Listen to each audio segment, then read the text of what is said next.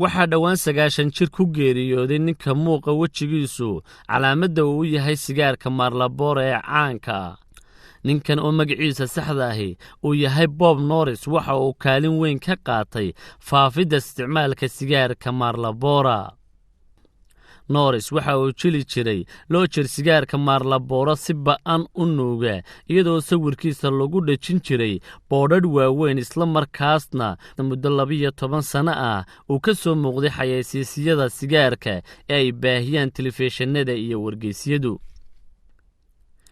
wiil Bob dhalay oo ka warramay sida ay ku timi in aabihii xayeysiye sigaarka ayaa sheegay in qaar ka mid ah agaasimayaasha shirkadda xayeysiisku ay arkeen sawirka Bob iyo saaxiibadiisa iyo saaxiibkiisa isna jilaaga ahaa ee John Wayne kadib waxay ugu yimaadeen beertiisa iyagoo u soo bandhigay inuu xayeysiye sigaarka Marlboro ay sameeyaan taas oo toddobaad kadib maalinta loo yimi uu aqbalay.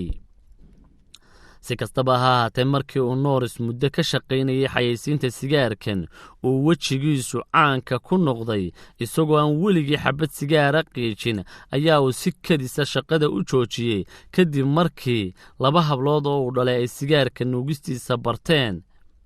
markii uu ka dalbaday inay iska daayaan ay weydiiyeen sababta uu iyaga uga joojinayo isagoo dadka kaleba u xayeysiinaya nuugistaanka sigaarka.